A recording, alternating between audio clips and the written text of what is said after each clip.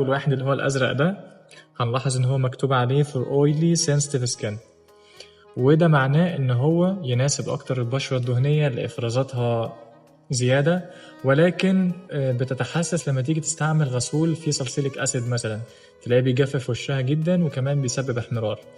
لذلك المكون الأساسي اللي فيه هنا هو ال LHA اللي هو اللايبو هيدروكسي أسيد، وده عبارة عن مشتق من مشتقات الساليسيليك أسيد، أخف منه على البشرة، تقشيره جنتل أكتر، بيحافظ بس كده على الإفرازات الدهنية، بيقللها يعني، ويدي مظهر صافي للبشرة بدون أي تهيج وبدون أي احمرار.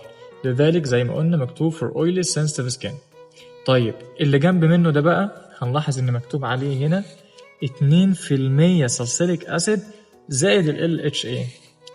2% ساليسيليك أسيد ده تركيز كبير مش صغير، لذلك هو هيستخدم أكتر في حالات البشرة الدهنية اللي فيها بقى حبوب، فيها بثور، فيها شوايب، يعني عايز حاجة يشتغل فيها، ما ينفعش يكون بشرة دهنية كده في إفرازات وبس. وكمان ينفع يستعمل مع حبوب الكتف، حبوب الظهر، الحبوب اللي بتكون عنيدة وبتحتاج تركيز قوي من الساليسيليك أسيد عشان يقدر يقشرها ويذيب الدهون اللي فيها. أتمنى تكون المعلومة بسيطة ووصلت، واكتبوا لي في التعليقات لو متلخبطين ما بين أي منتجات وحابين نتكلم عنها الفيديوهات اللي جاية، وشكرا.